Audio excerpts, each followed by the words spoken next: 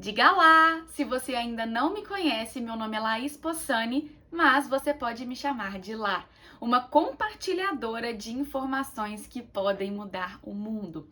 E aqui você sabe, nós fazemos um pouco de reflexão, um pouco de resenha e o livro de hoje é bem interessante, do Osho, que se chama Inocência, Conhecimento e Encantamento.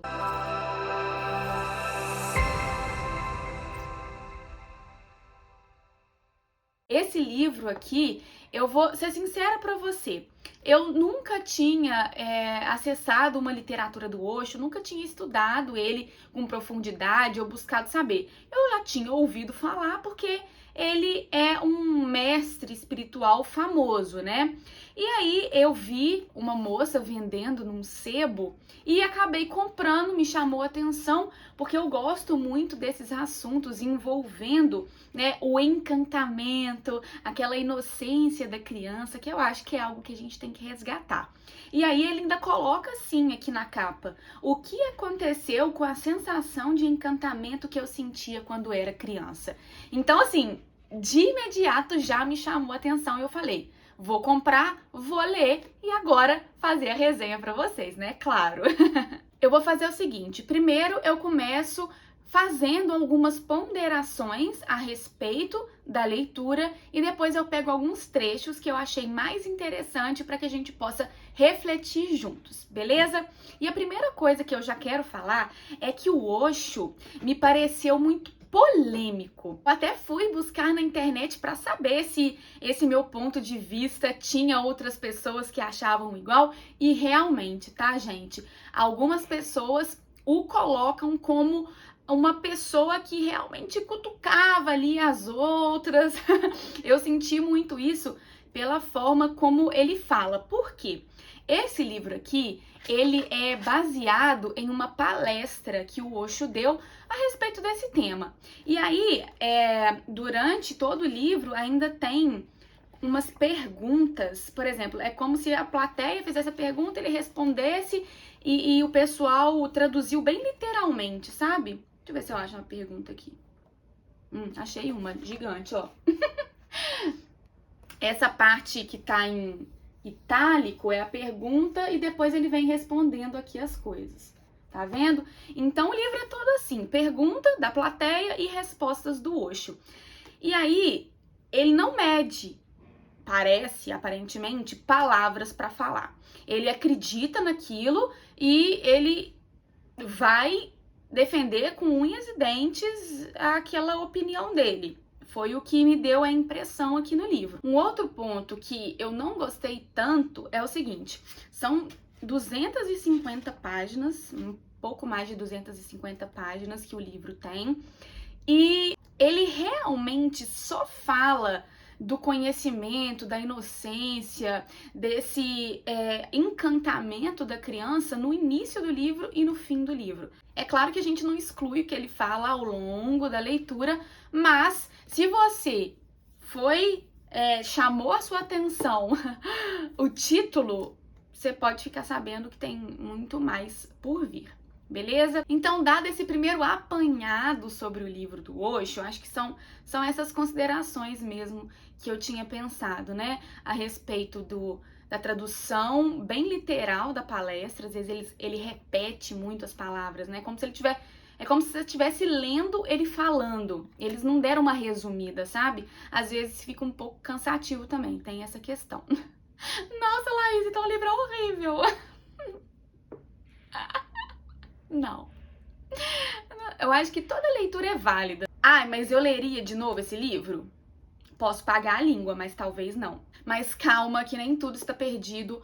Continua aqui nessa resenha. E se você tá gostando, já deixa o seu like, já se inscreve no canal, porque vocês sabem que isso ajuda demais a esse conteúdo chegar a mais pessoas. Então, vamos compartilhar coisa boa, né?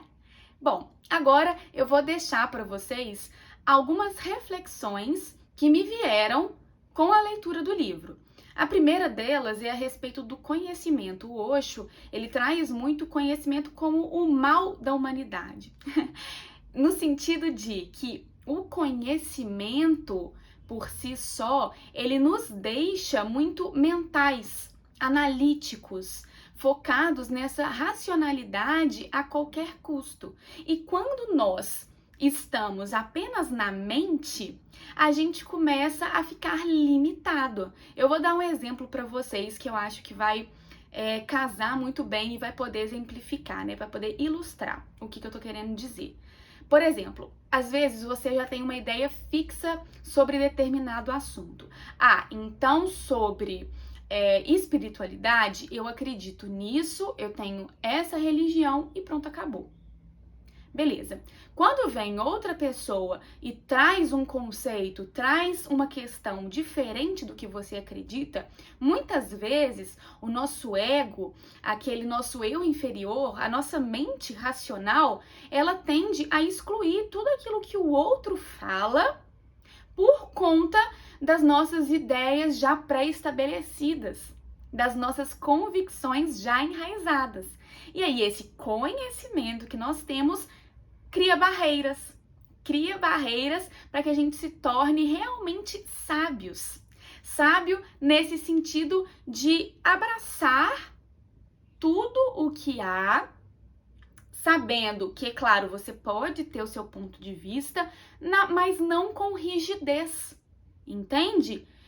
Você quebrar e abrir essa bolha que muitas vezes nós ficamos, essa bolha de conhecimento, que tudo reforça os nossos estímulos, reforça aquilo que a gente acredita. E aí, quando a gente não se abre para conhecer outras coisas, a gente vai ficando cada vez mais limitado. Então, eu acho que é isso que o Osho quis dizer a respeito do conhecimento ser o mal da humanidade. Isso é reforçado pelo que ele diz, que a gente não tem que buscar o conhecimento por si só, mas sim o aprendizado. E o aprendizado é isso, é você consumir diferentes tipos, né, de informação, de opinião, estando sempre aberto a novos olhares e pontos de vista. É se colocar no lugar de eterno aprendiz mesmo, porque é aquilo, o sábio sabe que nada sabe. Não tem esse ditado? E é realmente isso. A gente precisa mesmo fomentar essa busca, né, que não para, por sempre aprender mais e não colocar uma ideia fixa na cabeça, que nos deixa, de certa forma, categorizando tudo. É ou não é? Se você concorda comigo ou se você tem uma opinião diferente da do Osho, coloca aqui nos comentários que eu vou adorar conversar com vocês sobre isso. Então, bora para um próximo ponto que eu acho, assim, fenomenal. Esse realmente tem muita ressonância com o que eu sinto, que é o seguinte: o Osho nos convida a aceitar o mistério da vida. A gente não precisa ter conhecimento sobre tudo. Você percebe que é uma ilusão tremenda você achar que você pode saber a origem de tudo? Não é muita prepotência e às vezes até uma arrogância você achar que sabe demais, que sabe tudo? Pois é. Às vezes a gente precisa aceitar que a vida é um grande mistério. Ó, a quem veio dar oi pra vocês.